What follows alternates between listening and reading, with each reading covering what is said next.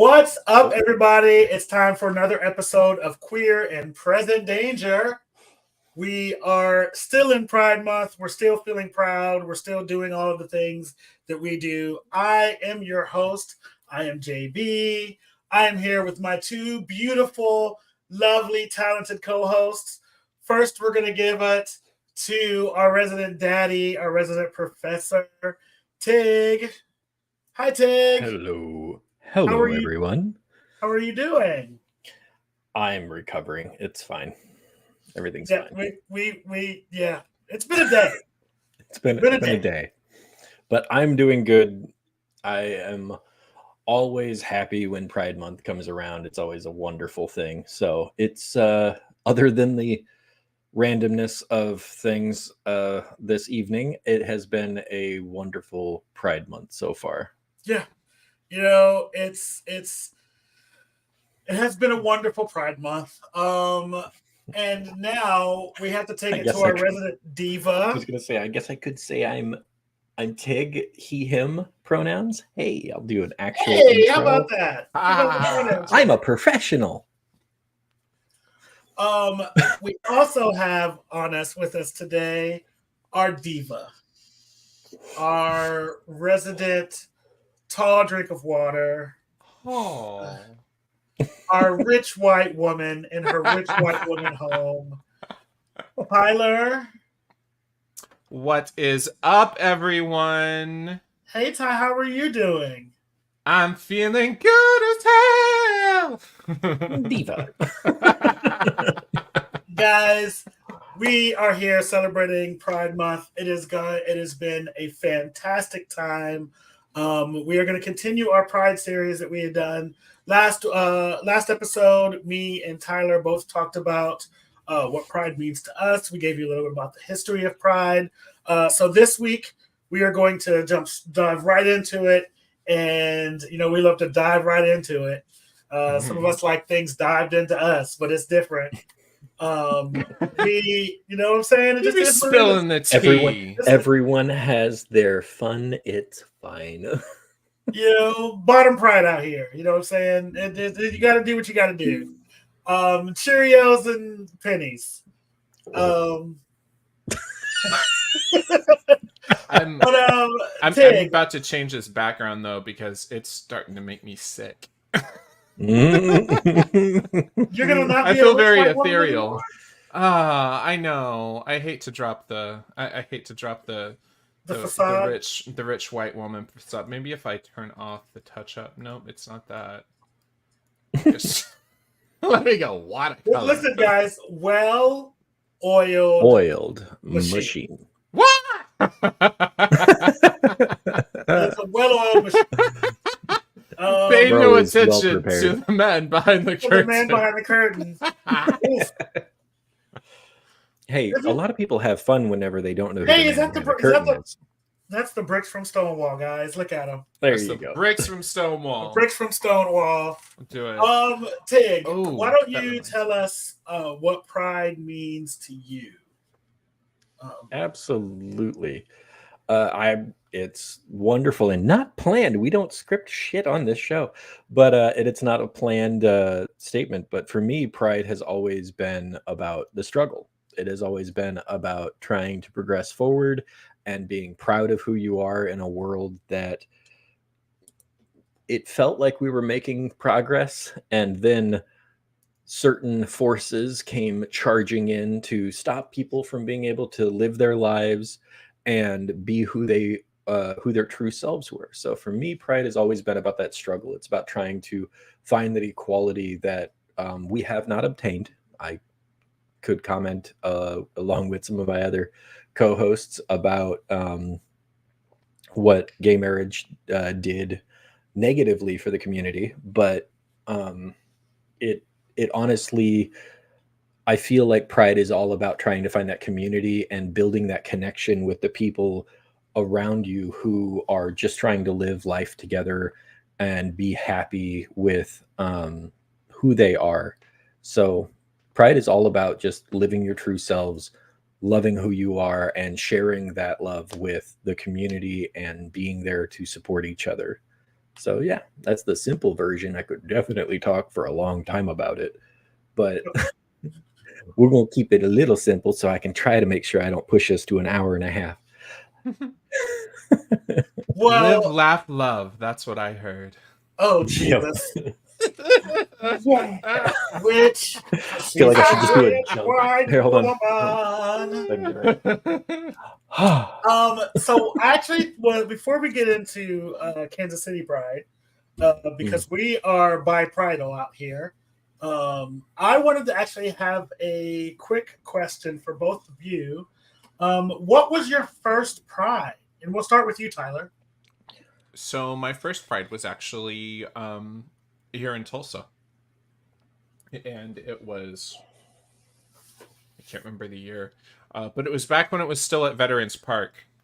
I think it was actually the last year that that it was at Veterans Park, and I had no idea what to expect. I had only been to another place called OYP, which was the Open Arms Youth Project, which was like it was an organization that's since closed, but it was like a safe haven for youth to be able to be themselves and meet other people that were part of the Alphabet Mafia. Yeah. And so yeah, that was my only exposure. And then I go to Pride, and there were about, I think, 10 protesters across the street with their God hates fag signs and everything, and it was really liberating. I had a great time. And I think it's really interesting. One of the things I think is interesting about your story and your journey, especially when it comes to the idea of pride and all of that, is that you do have, like, you came from the space of like conversion therapy and all of that stuff. And so to me, I feel like, someone like you who's had that story and had that journey, pride has got to be something that's very important. In a way that it isn't for, not to say that it isn't for other people, but like it's got to have a different meaning, because someone, they essentially tried to take you away from you, something that is fundamental to who you are. And we talked about it last episode about like being queer in like religious spaces. I grew up in the church. You grew up in the church.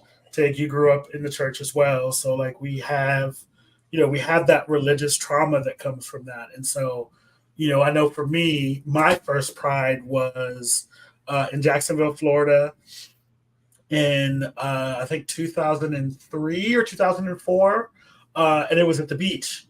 And I thought that was like this cool thing of like being on the beach at the pavilion. And there was probably,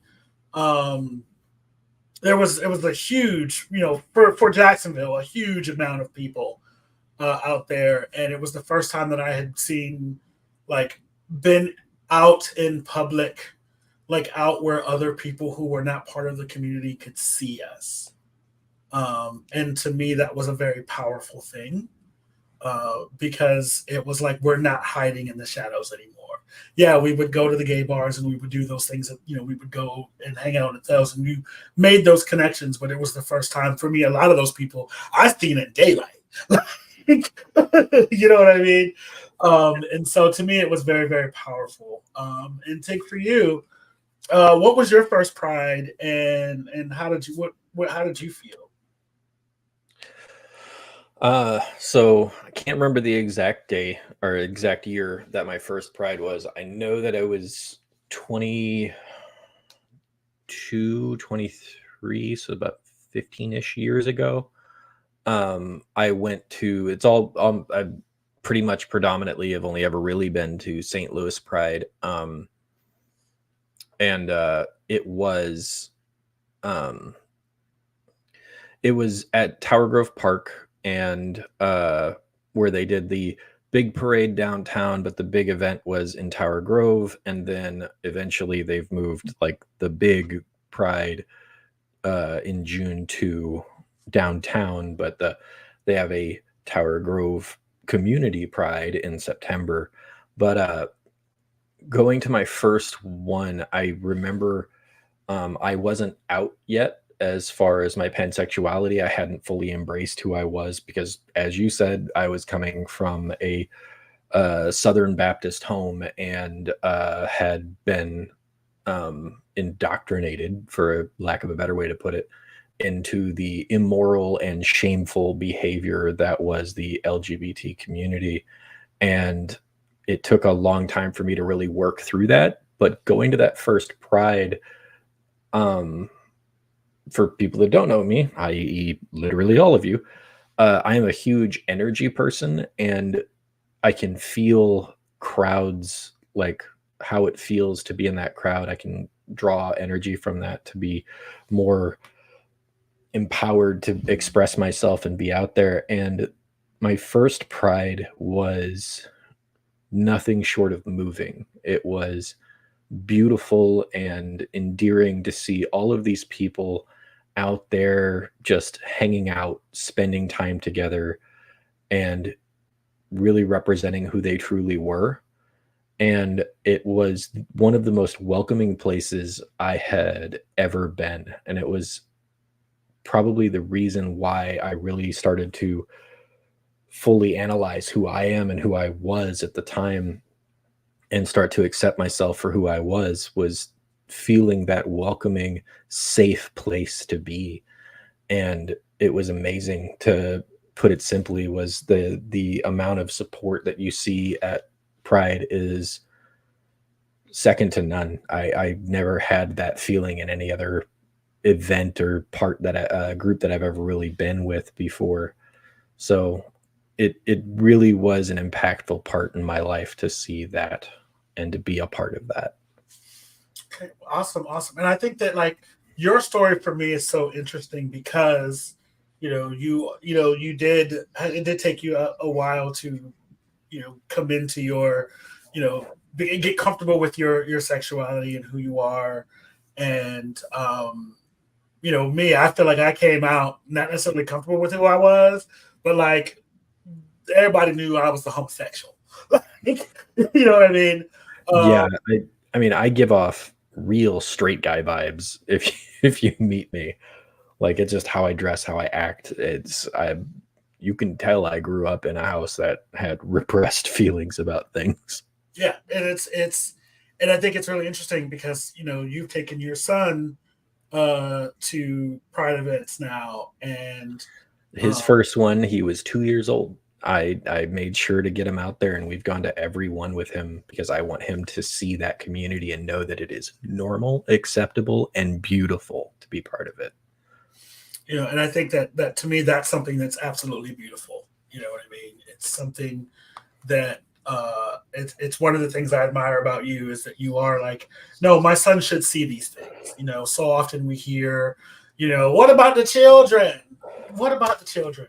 At this point, I feel like your son don't give a hot nut fuck about who is doing what with who. You know what he cares about? Spider-Man. Mm-hmm. And that's all he should care about, but that doesn't mean he shouldn't be aware that exists. The only reason I stepped away from the idea of exposing is because some schmuck in the comments might try to say like, "Well, you're exposing him to that." It's not a bad thing, you piece of shit. It is a beautiful thing to have the ability to shine a light of love on a child's life. And there's, like I said, nothing that makes me feel more at home and more comfortable than being able to go into that community and be a part of that community. So I want him to know that it is something wonderful. And I'm already seeing the curious aspects about it because he mentioned that he wants a girlfriend at 5. That was weird. And then mentioned that he and a boy in his class both love each other. And I was like, Like Cool. Okay. father, like son. It's like, it was fascinating to see because he definitely talks about his friends in a very open, loving, caring way, and that is all I want for him. I just want him to know that there is no shame in loving whoever you want, and there is beauty in being able to express that. See, that's why you're father of the year. I don't know about that. But so let's jump. So we talked about our first Pride. Let's talk about our last Pride. So we all decided that we were going to take a good Queer and Present Danger hangout at the local Kansas City Pride Parade. Local for who? Huh? Local for who? Yeah, local for me, not local for me. You know, just local for me. And I have to say, like, walking in the parade, it's the second time I've walked in the parade, was an amazing experience. It's a long ass walk. Like, don't get me wrong. In some boots, that may have been a bad idea. I thought about. I really did think about putting my purple boots on, but then I said to myself, "Self, you're gonna get about 10 feet down this road and be like, fuck every last bit of this," and the boots would have came off, and I left them right there and been walking barefoot. So you know how many prides I have marched in boots? So this year, I knew better. I'm like, no, we're not doing 2 miles. We are not doing 2 miles in boots. If it hadn't been for the fact that you were walking with that flag, I would have flat out joined you. But I wanted to do it for that, and my heel regrets the shit out of it. But one of the things that the three of us got to be a part of that I think is really awesome was we got the first time, I think it's a 20-foot long leather 20 pride, feet wide, 40 feet long. Yeah, 20 feet long, 40 feet wide leather pride flag. 40 feet wide, 40. It's a 20 by 40. We're just moving on. It's 40 feet long, 20 feet wide. A big ass flag. This is a big ass motherfucking flag. The flag was big. You could wrap me up in it and still have room. And I'm shaped like Dr. Robotnik. So the flag was big. That's all I'm saying. But we got to be a part of carrying and presenting that flag. Well, let me rephrase that. The two of them got to be a part of carrying that flag.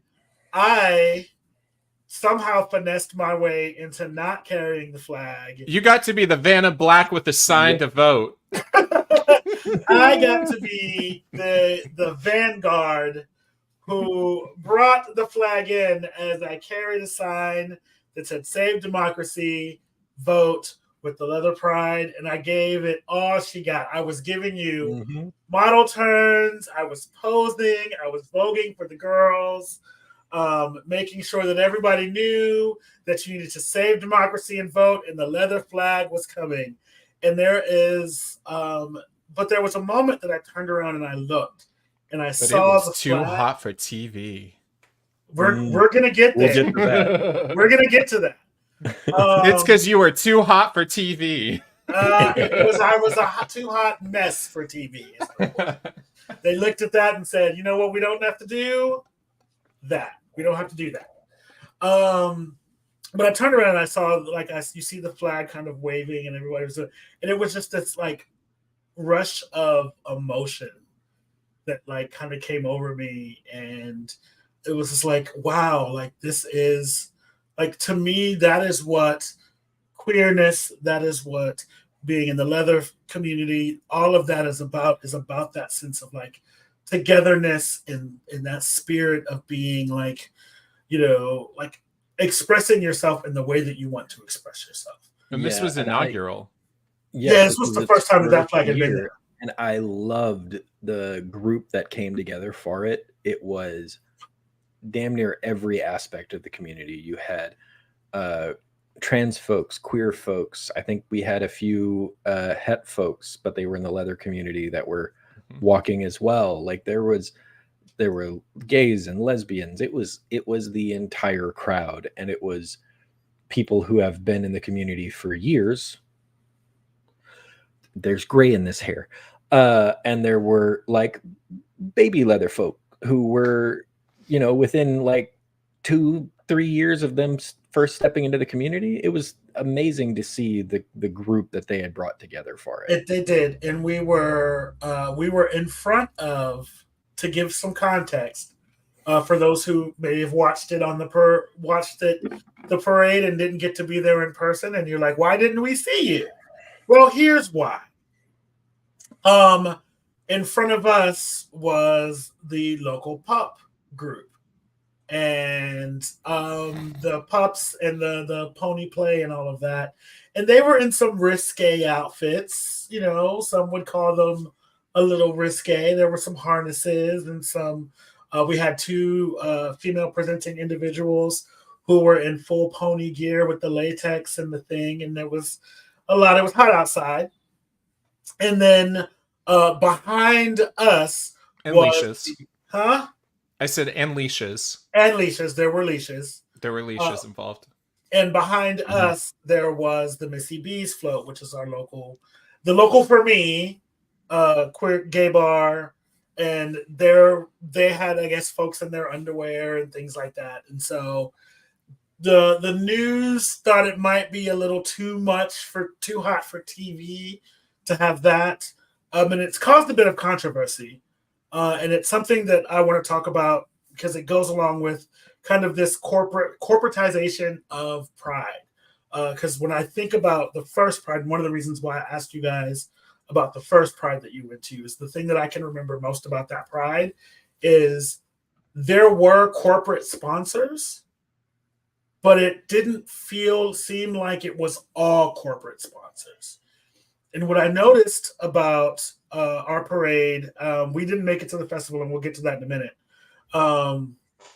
But what I noticed about the parade is there were a lot of corporations, there were a lot of churches, there were a lot of all of those things. And I personally, I understand. Say what?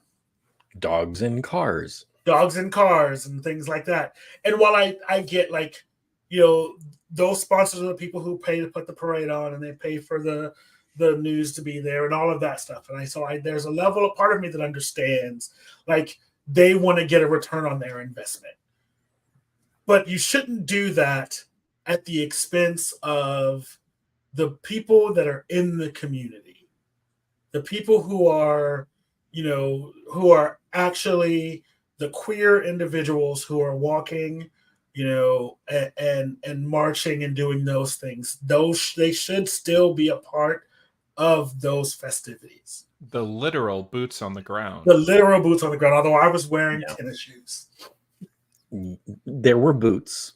My heel shows the blisters. It's fine, but it was frustrating for all of us involved, and for the groups that were fairly selectively picked to not be represented, which it was us, the Leather Visibility Project, the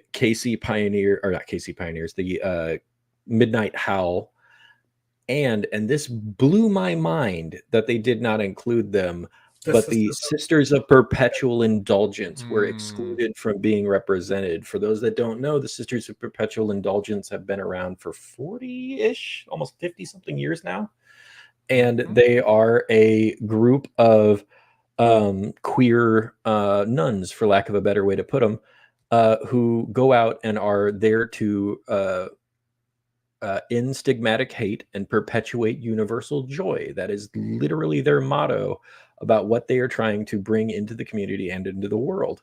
They go and do fundraisers for anything from HIV/AIDS to local charities. They have raised millions of dollars to support the community and they do fantastic work. I actually am blessed to be Sister Ida Hit That, and I have nothing but respect for that group. And for those that are curious, they are queer clown-faced drag. That is the simplest way to describe it. They paint their faces all in white, put beautiful drag clown style makeup on. And I say drag because they dress in a feminine presenting method. And the predominant group of the sisters are male, but they do that, and that's it. There's not really any super provocative thing to them. They might be wearing a sundress or something like that, Most but of the time, none of them are. Most of the time, they're wearing a full dress. They're not being provocative, and every one of them, especially the people who lead the groups and usually do most of the speaking, are very well spoken. They're very knowledgeable. They're funny. They're witty. They are a wonderful group. To exclude them, on top of, I mean, leather people have an issue with chains, whips, harnesses, etc. We all know you do it in your bedroom. It's fine. But the sisters, it blew my mind to know that they weren't represented either. And they interviewed one of the sisters as we were exiting. I don't know if any of you caught it. They were interviewing one of the sisters at the end and completely did not include that in any of their stuff. And it was a good, probably I saw them as we were walking up and after we got past. It was a good probably 5-minute interview. Didn't even put a single line in from them. And I think that what bothers me the most, like, I could say there's a part of me that could be understanding in that, like, okay, we didn't put it in the live broadcast because we wanted to cut to other things, and we had reporters out who were talking. But even in the YouTube video, even in the videos that they posted online, they still cut that stuff out. So it's gone. So essentially, there's no record of that for posterity's sake. There's individual photos. The pitch did a great job of making sure that was in there. They got a big picture of my fat ass holding the sign up, which is on top of that, how many flybys did they do, and how many drones were there in the air during the entire freaking parade? That they had multiple opportunity. It's obviously blatant that they excluded us intentionally. Yeah, and so it's still the talk of the city right now in our community. As a matter of fact, there was a meet the community event tonight that the KC Pioneers, which is the local leather organization that I'm a part of, hosted, and it came up more than once. The level of disdain that people feel about that situation, and so we'll see what happens. We'll see what the fallout is from that. But to me, it's more about, like, what bothers me more than us being cut out is the amount of corporations that are there, and this idea of, like, we make the joke in the community all the time that, like, June 1st, everyone's fucking homosexual. And, like, June 30th, everything, July 1st, everyone goes back to, like, we don't see y'all when you guys don't exist. And so it's pride for business sake, as opposed to being pride for, what pride is supposed to be about, which is about self-expression and not feeling shame. But, it's easy to put us back in the closet once Pride Month is over, and that is kind of what my thing is today. That's what my if I'm going to bitch about anything, because I can bitch about a lot this today, don't get me wrong. But that's kind of where I'm at. So what do you guys think about this idea of, like, Pride having corporate sponsors and being and the corporate sponsors being kind of the mainstay and the main reason that Pride is existing right now? Ooh, I've got many thoughts. The first one I can say is disingenuous as fuck. Excuse me, sorry. It is unbelievable that, and Tyler mentioned the fact that there were corporate sponsors at early Prides, and they did go out on a limb to be there for that. But now it very much has warped itself into this idea of hilariously, The Daily Show did this fantastically, discussing this on one of their episodes recently about corporate pride and the fact that they don't give a shit. They just don't care. They also hilariously, and I hope anyone else who has a chance to watch this, including anybody who actually wants to come on and try to go at us about stuff, LGBT bashers, feel free to understand they don't care about you either. They really don't. 100%. We're gonna They get could there. care less about you. We're But gonna pulling get it there. back They to just us, want I just your want to money. make that quick point. But that is all it really boils down to for me with corporate pride now. Corporations utilize and misuse the rainbow community for their own benefit, to sell an extra $20 during a month when people want to buy something to wear. Hilariously, I'm wearing a shirt from a local cannabis company that I first learned about them at Pride, but they are a small local business with a lot of LGBT employees. So I know I'm doing like a little shout out for them, and I don't know how they feel about it, but I have no shade on Suede. You're welcome. No shade on Suede. I mean, listen, are they gonna Because give us $1 for shouting them out? they were building their business, so I have no idea what they do with their money at the moment. But that brings up my other point. All of those corporations that sell those things and say that they're going to give some of that money to various things, there's very little evidence that any of them really give anything to the charities. They usually keep about 95% of it for themselves, and they get to write it off on taxes. Mhm. You buying stuff from them, they write it off on their taxes. Those billion-dollar corporations who probably sell somewhere in the order of a couple $1 billion during Pride Month, then give you a pittance of 2.7 million. That's an actual number from, I believe, Adidas, who is a sponsor of Pride. You know what else they're sponsoring right now? The World Cup. Where's the World Cup this year? Russia. They're pretty great with the LGBT community, right? That's not a problem. They don't have a track record in any way against that. So I feel like, simple way to put it, And war. yeah, I feel like one thing that the community at large needs to do is support your small business person, because they need the support, because they're actively in your community trying to build stuff for the community. And corporations can stop faking it. It's like a it's like a church girl who's never experienced an orgasm. They're just there trying to fake it to make it. They want you to feel happy about yourself. I mean, So I here's don't my fake thought. orgasms. So here's my thought on that. If you do not have a 100% score with the Human Rights Campaign, with your policies, your corporate policies for your corporation, I don't want to fucking see you at Pride, period. 100% on there. I don't want to If see you're a going to 90. be there, then put your money where your mouth is and protect your employees. Mhm. Because no one else is protecting us. We're not protected. And I wasn't gonna do this, but I'm gonna go ahead and do it. I need to go ahead and call somebody down to the congregation. I wasn't gonna do it, but I'm gonna do it. So there's this TikToker by the name of Lady Maga. And That's not Gaga's mama.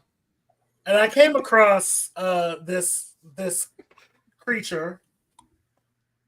And I'm gonna say creature because it is what it is. It is a right-wing MAGA drag queen who, while they are gay, that word is that thing you just said is the definition of an oxymoron. Emphasis on moron. But moron is absolutely correct. I would say this right-wing provocateur is, while they are gay, they do not consider themselves a part of the LGBT community, because the LGBT community are brainwashing children to become trans. Those are his words, not mine. He also says he doesn't use pronouns, which means I have asked the question: if you don't use pronouns, how the fuck do you address anyone, like including yourself? Because I is also a pronoun, but you know. So I was watching this. I don't know how it came across my YouTube feed, but this creature was on this video called MAGA Republicans versus or pro-Trump Republicans versus anti-Trump Republicans, and I knew in my soul, in my heart of hearts, that I was going to be annoyed upon hitting the play button, and I did it anyway. So I partially blame myself. This Gamora looking Gargamel like creature, do you have a photo? I would not deem to put that photo on my computer because it will give it a virus. I do not want to give my computer an STD. So no, I do not have a photo of this thing. And I'm using as many terrible, insulting, horrible phrases as I can for this organism because it needs to be destroyed. It is a cancer upon society, but they spent the entire time talking really shitty to people to the point where they said, and listen, I am no fan of Republicans in general. I'm gonna keep it 100. Like that's just the way I feel about things. It is what it is. But they said that, you know, some person said that they were Republican, but they were going to vote for Joe Biden because Joe Biden, you know, while they don't like his policies, they at least think of him as a decent human being. Which, again, you know, I don't agree with all of Joe Biden's policies either. I don't consider myself a Republican or a Democrat. I'm a free ass motherfucker. You know what I mean? I can do what the fuck I want to. I'm going to vote for the people who's going to do the least amount of harm. And that's just where we are right now in the country. It is what it is. We talk politics on this show, so that's what I'm doing right now. But so if somebody gets in the comments and says, why are you talking about politics? Because that's what the fuck we're here for. That being said, you know, that's the person was like, well, then you're a Democrat. You know, if you don't toe the party line and assume that this orange orangutan fucking 34 count and convicted felon is not the savior of the universe, then somehow you are, you know, a stain on the country and, you know, just all of these terrible things. And I'm thinking to myself as I'm watching this, you are dressed like everything that can go wrong in the world. The people that are on this stage and the people that, you know, that are listening to you and are gassing you up and are cheering you on, they don't give a fuck about you. These right-wing people they don't care who you are, that you exist. They don't want you to exist. But you are caping for them, and I do not understand. I have never been able to understand the cognitive dissonance that comes from a person who is Black, who is LGBT, who is a woman, who is a minority of any kind, that will look at a party that goes against everything that you are, your very existence, and go, you know what? That's the side I want to be on, right there. That's the winning fucking team. You forgot poor. Listen, poor and uneducated. And let's keep it real. So I just don't like you know, what this person said was like, I have never experienced the love and the support that I've ever gotten, that I've gotten at a Trump rally. And it's like, you know why? They're not laughing with you, babe. They're laughing at you.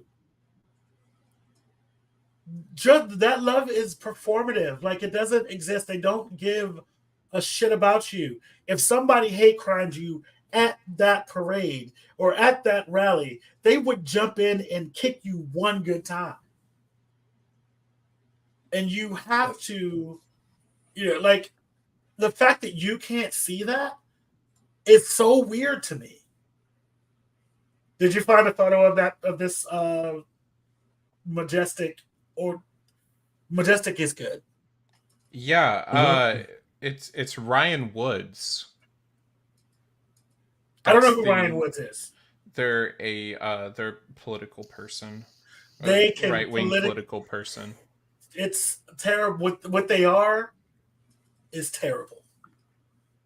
Yep. And I don't wish bad on nobody, but I hope Caitlyn Jenner hits you with her car.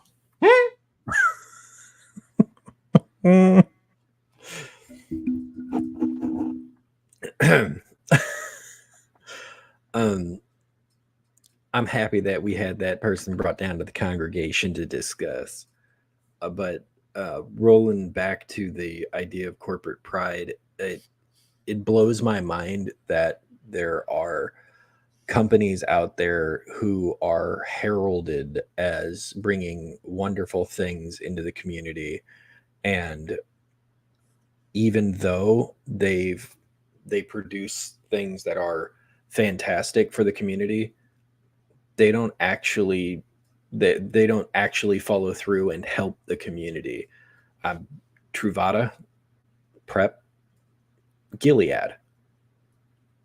If you don't have $2,000, or if you don't have insurance and $2,000 to be able to pay for that, you can't get it. I know there's a lot of various things that do that. I'm referencing the idea of it's without the government paying Gilead for it. Okay, I was going to say that's where I'm going to it eventually. Is like you have that was paid for through taxpayer money, and they are still charging you absurd amounts, which means that if you don't have the money, because you referenced the poor, and that's what triggered this thought in my head. If you don't have the money or the access to insurance, which a decent number of the LGBT community does not have great ability for that, you don't get access, and they don't give a shit. They're there for the money. No, they do have programs. I do have to say, I know that they have programs, but the company itself is what I'm referencing. Right. Like the corporation, they don't care, and they're happy to take taxpayer money to develop something and then resell it at a cost that is not affordable unless you are able to get a part of those programs or have insurance and a coupon that Gilead themselves is willing to put out there, which is yet again because they were given taxpayer money to be able to have those incentives and those opportunities out there. And they're able to write it off. And I can hear and they do write it off. Yeah, he's down at my leg. He's down at my leg. He's trying to get attention. Now, while we're on the topic of Gilead, let's discuss how Truvada was actually about to be the patent was about to expire, and it was about to go generic when about how many years ago was that? 10, 9, 8, somewhere around in there. Yeah. Yeah. They fought and were actually able to keep the patent alive when they created Truvada for PrEP, which was the exact same pill. Yep. That was already FDA approved, already had all the stamps and everything that they've been making billions off of already from people that were living with HIV. And they were able to renew their patent and prevent it from going generic until 2 years ago, or 3 years ago. Yeah. When, knowing that their product was about to go generic again, they reformulated it, the exact same pills, the exact same two things, just different formulations, to renew the product as Descovy. Yep. that is the thing that I was trying to get at with them. Is I understand that there's programs, and I'm ecstatic that there are, but the corporation that does it, Gilead, is doing everything in their power to make another buck, while people who need it aren't able to obtain it.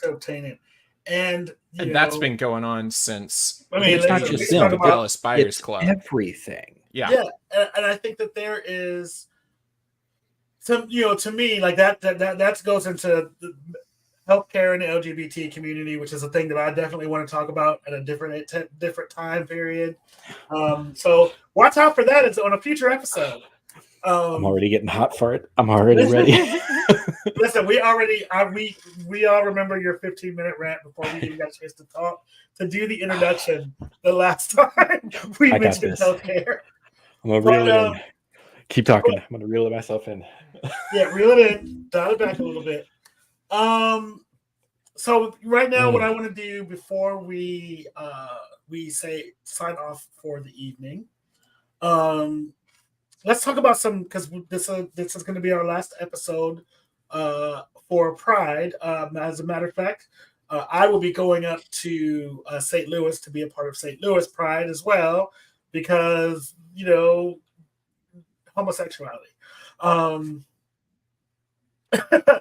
But what are your, give me some of you guys' final thoughts on like Pride in this month and the importance of it.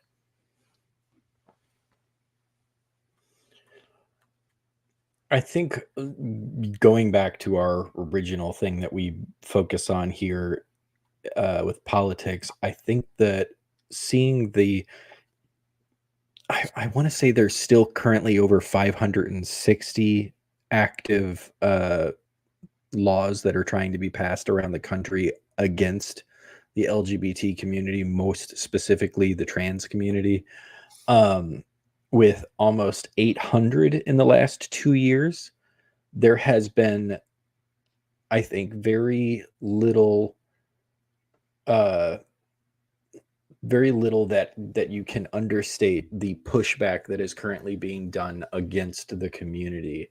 And it all really, really started chugging along back in 2016, when people started to feel like they could start doing whatever the hell they felt like doing and start kicking it back down, kicking the people who were just trying for equality back down the hill. So I think Pride for me, for the rest of the month and beyond, of course, is the fact that it started as a riot, it will continue as a riot, and we will not go silently into the night, because Pride is all about trying to be proud of who you are. And this community has welcomed me with such loving and open arms that he became part of it. I accepted the part of me that I wasn't able to before, and I fully embraced my truth, which I loved. I love the community, and I love these two guys on here, and it is a piece of me that you can take whenever I'm in my grave, because I won't give up fighting for it. And the more I see these baby gays and these baby queers coming into this world in this environment, I will fight tooth and nail to make sure that they don't have to deal with the struggles that the people that came before me did. And I will do what I can to make sure they're safe, because I'm Daddy Thor. I'm going to be there to take care and protect all. So I'll do what I can, but Pride for me for the rest of this month, this year, this life is all about continuing the progress that is being pushed back against. And as bursting through the barricades, I'm going to Greatest Showman the shit out of this, because they will not push back. Okay. So gay. Great song. Fantastic song. We'll do a drag number to it one day. We are warriors. What about That's you, what Ty? we become. So to me, yeah, Pride is necessary for as long as there are people still trying to shove us back in the closet. We've had so many victories, and so much feels like it's just sitting at a pendulum swing, and that pendulum is starting to swing the other way. And even though I'm a millennial, yeah, I'm gonna age myself. Even though I'm a millennial, I grew up in a small town. I identify with the gay men in their 50s and 60s that lived their lives. That was my life too. Growing up in a small town is so different from growing up in a city and growing up in a supported environment. And that's something that younger generations that have not had that adversity yet, they don't understand it. So now that the pendulum is starting to swing the other way, and you're starting to see that adversity that we've been dealing with all our lives, just know that we are here to help you. And we're here to support you. We've been in the trenches in this fight. Sometimes we may get tired. It's exhausting. But, it never stops. None of us are free until we're all free. Listen, that's what I'm talking about. And for me, I'm gonna tell a little diatribe. Just give me a second. Pride for me has always been about being who you are. Popcorn. Him and this fucking popcorn is doing. Pride for me has always been about, expressing who you are, being who you are, feeling comfortable in your skin, cozy, and I think that there was a moment, as many of you know, we went to Mr. Missouri Leather,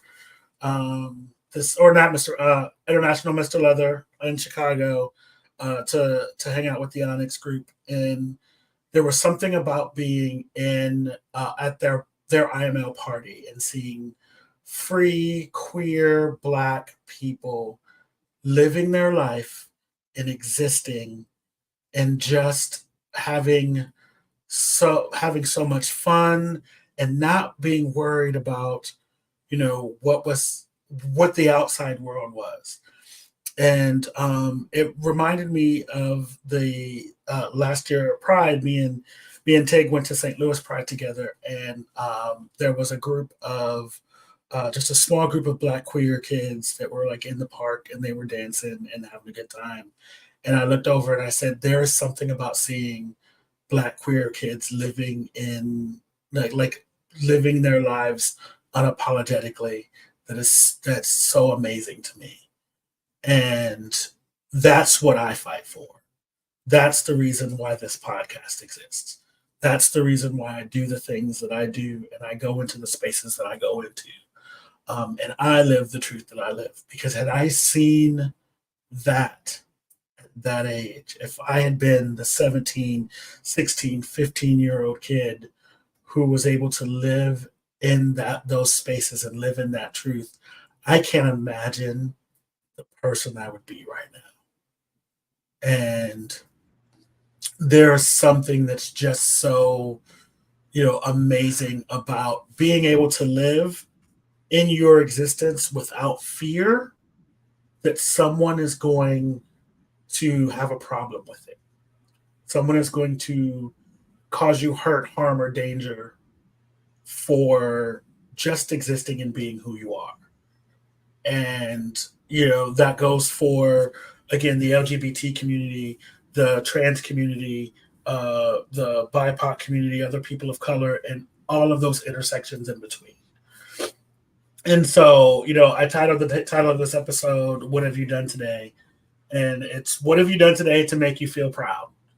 And I think that's something that we should ask ourselves as queer people, as allies of queer people. What have you done today to make you feel proud? What is it that you have pride in your community? And that's what's important. And with that, my name is JB. Guys, where can the people find you if they want to get in touch with you? We'll start with you, Tyler. I am on the socials. I'm on the Facebook and the Twitters, and I'm on Blue Sky. I need to actually sign in and see if I have friend requests or something. You're not on Blue Sky. I have a Blue Sky account. Yes. I'm also on TikTok and Instagram and Snap. What's the name, love? Things. So I am Tyler Thulin on TikTok. I am Tyler Thulin on Instagram. Tyler Thulin. For clarification on Facebook. He is saying that is at I am Tyler Thulin. Yes, at I am Tyler Thulin. There it is. And I am Tig. It's I am Groot. That's where my mind went. Yeah. Because I used to have just Tyler Thulin. Not just Tyler Thulin, but at Tyler Thulin. And then some spammer hacked my account and fucked that all up. So I derailed the shit out of this. Sorry. Well-oiled machine. Mostly Facebook is where I post things, and I like to post things of inspiration and some political controversy every once in a while. Like today, when it's Happy Juneteenth, the first national holiday that is not allowed to be taught in 15 states. Listen, I'm trying to end the show, so we're not going to do this today. But we're going to do it one day. Happy Juneteenth, y'all. Tig, why don't you tell people where they can find you? In that leg, in that knee you got up there. Ta-da. I'm Pan. It's impossible for me to sit normally. You should just be happy I'm not perching right now. Hi everybody. I'm Tehir Ndreyok. Yes, that's right. It's spelled in a way that will confuse the hell out of you. Tehir is the way you pronounce it, but you can find me on socials when I decide to post, which isn't very often. At Tighearn1, Tighearn. I put it in the little thing so people can. Whoa! How do you do that? You edit it and put it in as a headline. If you go click on your name in that bottom corner over there, the little dots, it gives you headlines, and you can put that in there. I'm this. Look. Well-oiled machine. We are professionals. Ta-da! I'm so happy we did this at the end. But you can find me on Facebook at Tehir Ndreyok. You can find me on Twitter, on TikTok, and various other socials at Tighearn1. To updating on a regular basis called Darkness to Light. It's a personal story of my journey into the LGBT and leather community, dealing with my own struggles with depression and mental health, because mental health is a very near and dear thing to my heart. So I definitely want to help other people in that journey and recognize that you're not alone. But yeah, that's at Darkness to Light is the name of it. Darkness, the number 2, light. If you are ever needing to reach out and need some support, feel free to send a message to the site, and it's a great way to get in touch with me. But yeah, I don't want to talk about the 15 states. I'm just going to say happy Juneteenth and quietly sit in my spot and not push this too far over an hour. All right, guys, and my name, if you don't know how to find me on all the socials, it's Little Star 8481, with the exception of Blue Sky, which I am logged into. And that one is that I is think I have an invite somewhere for that. 3205, I think. So I don't ever use it, but I'm logged in, so there's that. Also, I just found it in my when I was cleaning out because I had 500 tabs open on my phone, and so when I was cleaning them out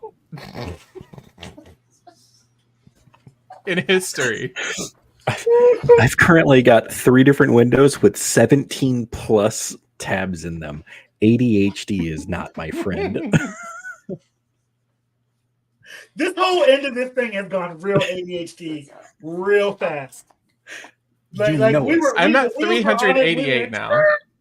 I think my phone's at 140 something. I did good. I cleaned it up.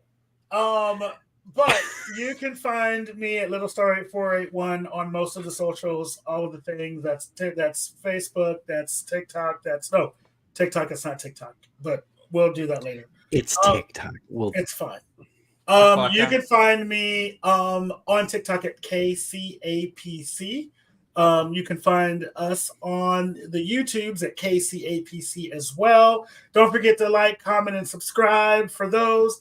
We just made a Queer and Present Danger Facebook page, so that is up. Make sure you guys are all liking and to that, so that because that's where you'll be able to see us talk about other things that we discuss whenever we have some things to talk about. Really me, because the two of them don't get on Facebook very often.